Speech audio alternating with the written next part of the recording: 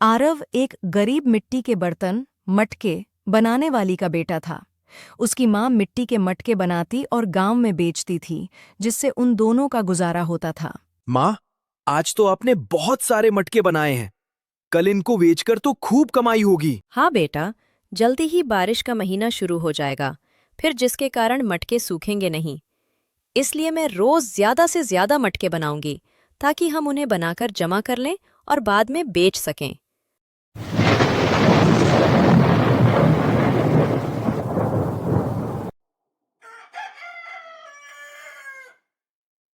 हाय, ऊपर वाले, ये क्या?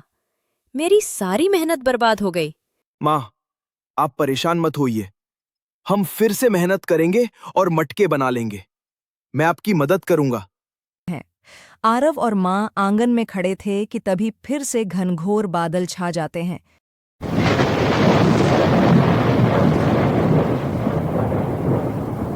हाय, ऊपर वाले, तूने समय से पहले ही बारिश का मौसम शुरू कर दिया। मैंने तो अभी बारिश के आने की कोई तैयारी भी नहीं की थी। अब क्या होगा? ऊपर वाले, तू भी बस हम जैसे गरीबों को ही सताता है। तेरी वजह से मेरी माँ परेशान हो रही है। क्या बिगड़ जाता जो तू हमें भी दूसरों जैसा धनवान बना देता। दूसरा दिन होता है। बारिश बंद हो जाती है, लेकिन आंगन में पड़ी सारी मिट्टी बह जाती है। बेटा, बर्तन बनाने की जो मिट्टी थी, वो सब बह गई। मैं जंगल जा रही हूँ, फिर से मिट्टी लेने के। माँ, मैं भी चलता हूँ। आरव और उसकी माँ जंगल पहुंचते हैं। तभी कहीं से कराहने की आवाजें आती हैं। कोई है वहां? महाराज, क्या हुआ आपको?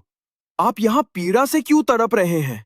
पुत्र, बारिश होने से मिट्टी गीली थी, इसलिए मेरा पैर फिसल गया और पैर में चोट लग गई। जरा उठने में मेरी मदद करो। आरव तुरंत साधु की मदद करता है। तुमने मेरी मदद की पुत्र। ईश्वर तुम्हारा भला करे। क्या कह रहे हैं आप? वो किसी का भला नहीं करते। कल ही देख लीजिए, मेरी माँ ने इतनी मेहनत से मिट्टी के बर्तन बनाए, मगर उन्होंने असमय ही बारिश कर दी, जिसकी वजह से मेरी माँ की सारी मेहनत बेकार हो गई।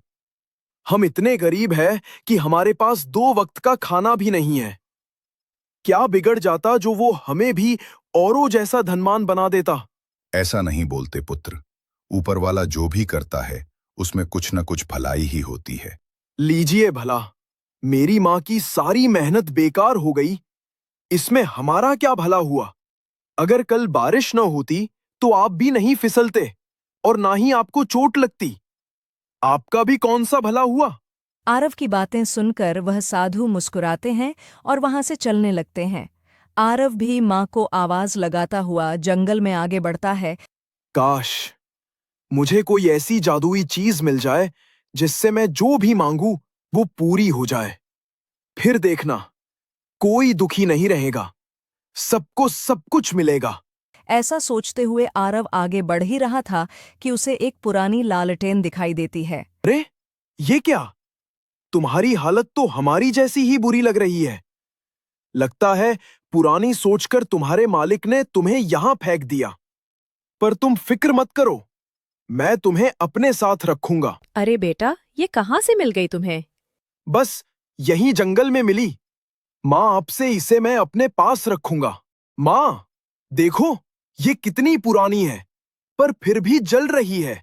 हाँ बेटा, पर अब खेलना बंद करो और सो जाओ। आज तो पूरा दिन मिट्टी जमा करने में ही निकल गया। बहुत थकान भी हो गई है। कल से बर्तन बनाऊंगी। काश माँ को कोई मेहनत न करनी पड़े। सुबह को सारे बर्तन अपने आप बन जाएं। सुबह हुई। अरे आरव, ये क्या? ये कैसे हुआ? कल हमने जंगल से लाकर कच्ची मिट्टी रखी थी, लेकिन रात भर में उसी मिट्टी से इतने सारे बर्तन न जाने किस भले इंसान ने बना दिए। बेटा, मैं बाजार जा रही हूँ इन बर्तनों को बेचने के लिए। आरव भी बर्तन देखकर हैरान रह गया। आरव अब भी यह सोच रहा था कि बर्तन कैसे बन गए। वह भागकर घर के अंदर गया, पुरानी लालटेन उठाई और बोला, मुझे बहुत जोरों की भूख लगी है। काश मुझे खाने को गुलाब जामुन, पनीर, जलेबी, समोसे मिल जाते। आरव इधर उधर देखता रहा, पर कुछ भी नहीं हुआ। वह दुखी होकर बोला, मुझे लगा तुम जादुई हो। पर तुम तो मामूली लालटेन हो। शाम हुई। माँ वापस आई। आरव, आज मेरे बर्तन खूब बिके।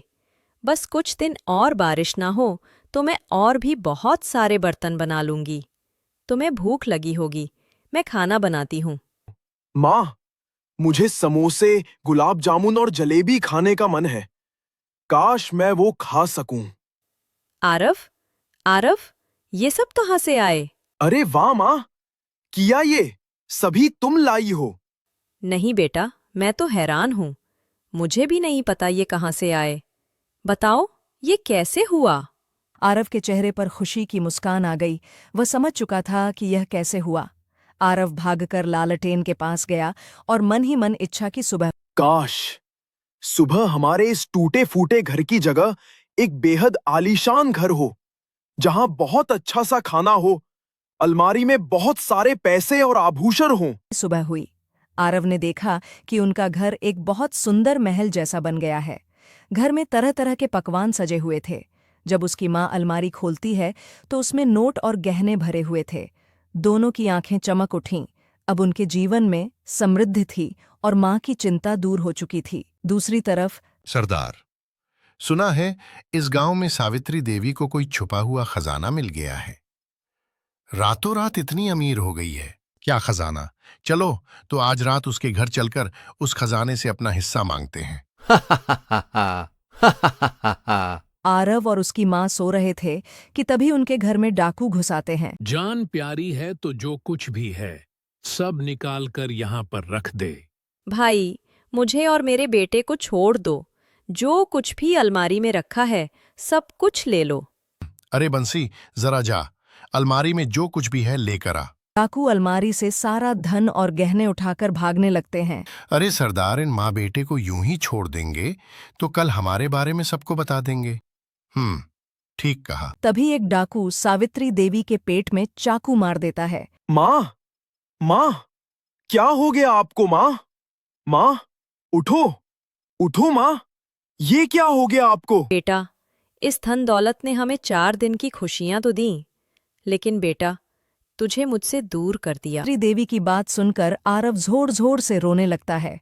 उसे उन महात्मा की कही बात याद आती है। ऊपर वाले, मुझे माफ कर दे। मुझे ये धन दौलत नहीं चाहिए, मुझे मेरी माँ चाहिए। आप सब कुछ पहले जैसा कर दो। देखते ही देखते सब कुछ पहले जैसा हो जाता है।